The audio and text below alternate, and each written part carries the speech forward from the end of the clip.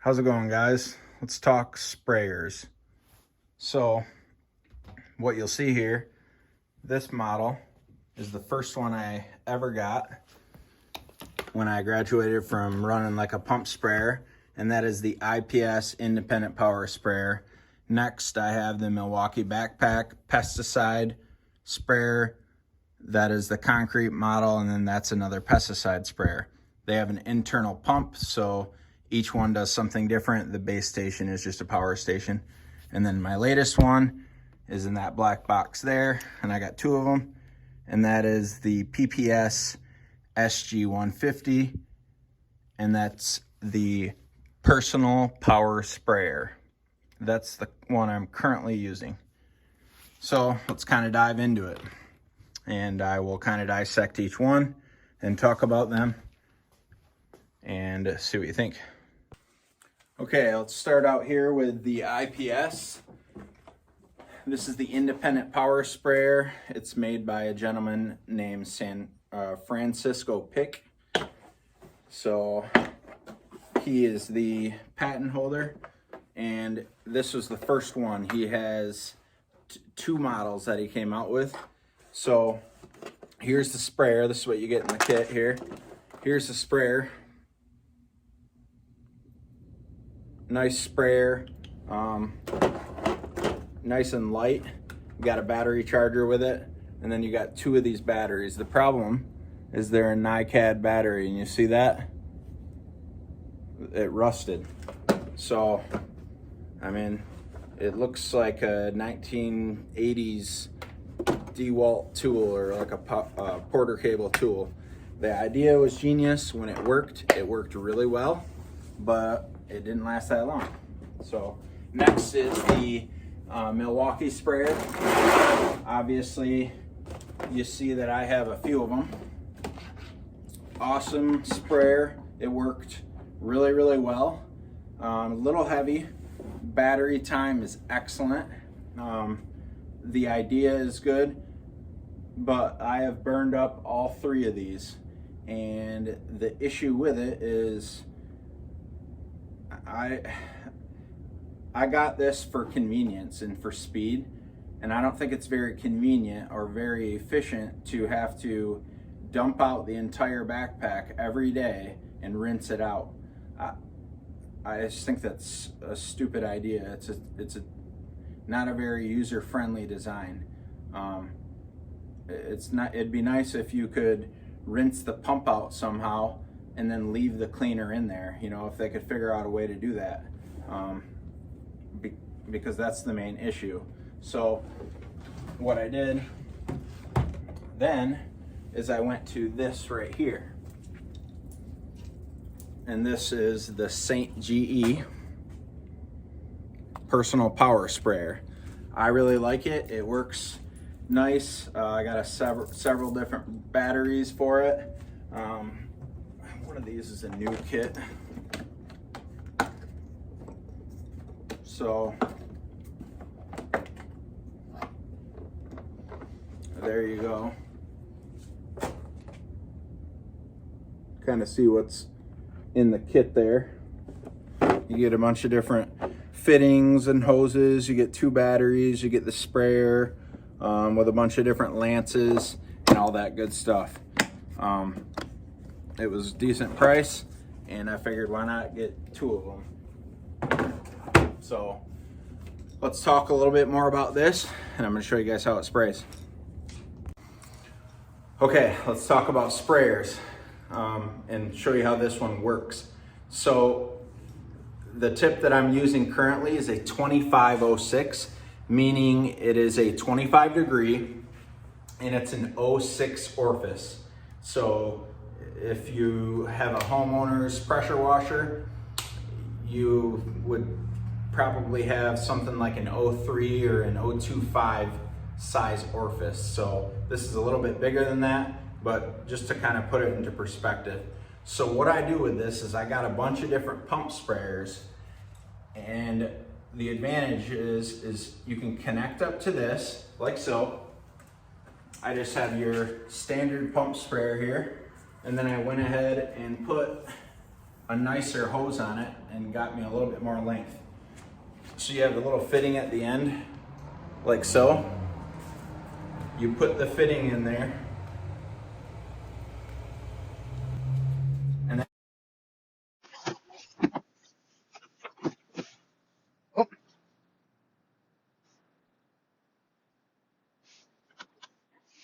I think my carpet. you're spraying, and you got a little bit of an adjustment. I did get new tips in today. We're gonna try them.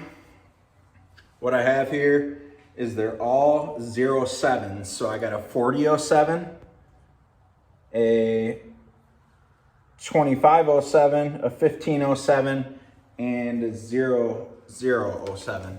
So, and that's in your 4-way. This is called the J-Rod. It's just a 4-way holder. So you can put a different lance on here to make this a little longer. I just like to run it like this. So that's a 40 size orifice. So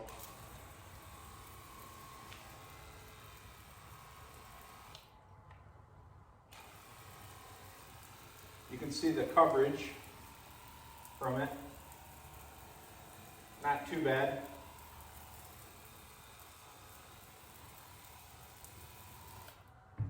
Let's go to the 25. So I'm running a 25 now.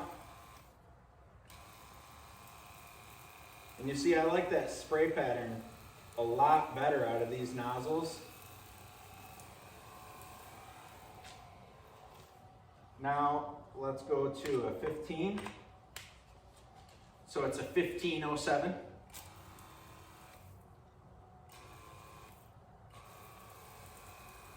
That's nice. That's a nice spray pattern.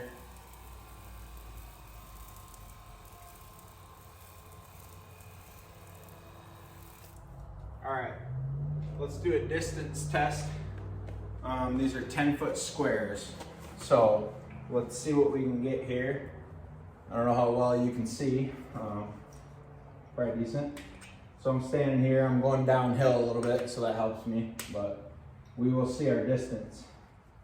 If I can get 2.5 squares, that's 25 feet. If I can get 3, that'll be 30, so.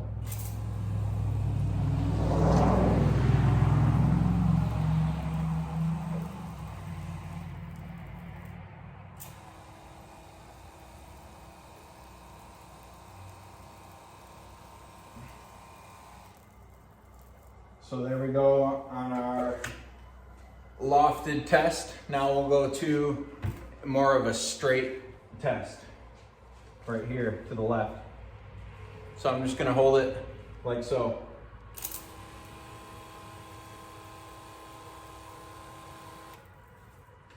Okay, there we go.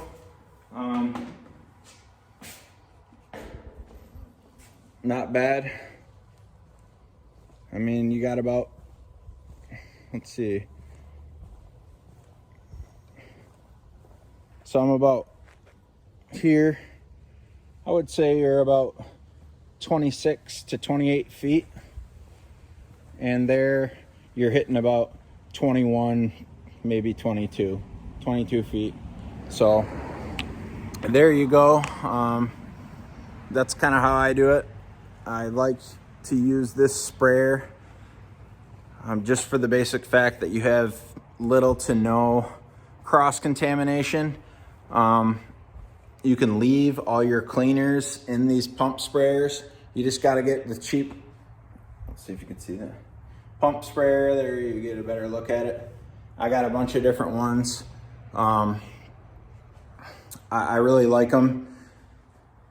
I just like to put my own hoses in, and I would recommend some sort of like ball valve shut off. I just haven't done that yet, but I do recommend that. I think that would be important. Hold on. Sorry.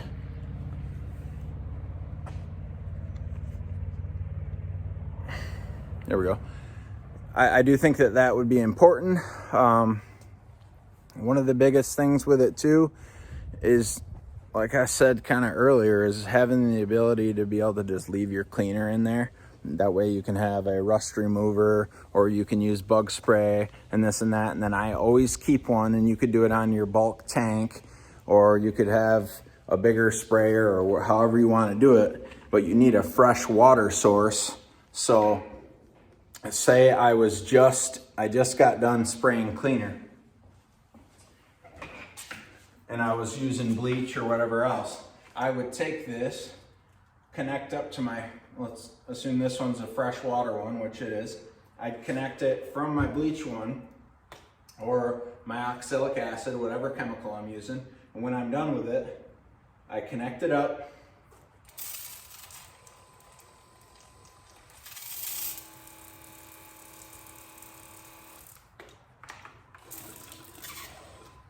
There. And then all you do, turn it off.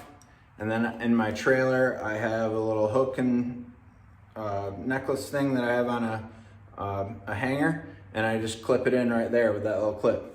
And then I put it away. It's easy as that. So that's much easier and more efficient, and I'm not dumping out chemical who knows where and messing around with that. That way, if I only use a little bit, no big deal.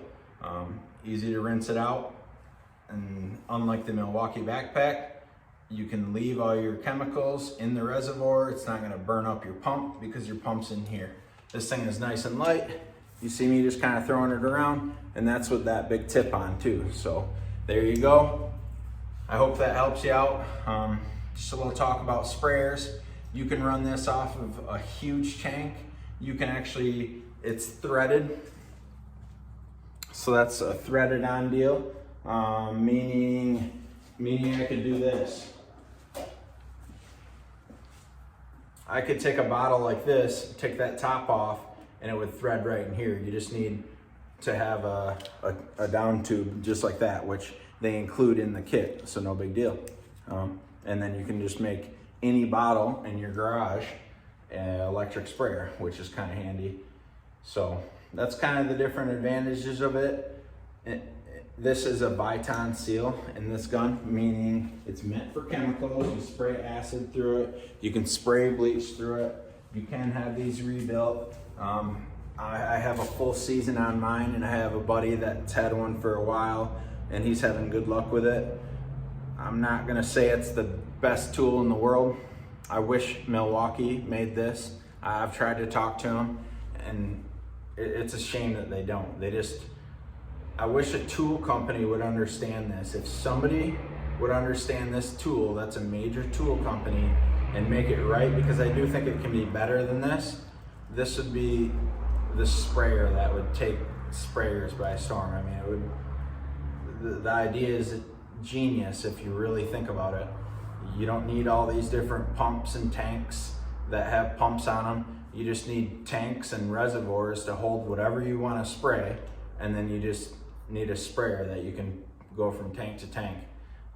That's the beauty of it. So hopefully that's interesting, and maybe you're interested in one of these. I don't make any money on this stuff, but it is kind of a cool piece of equipment, and not a lot of people talk about it because they don't know it exists.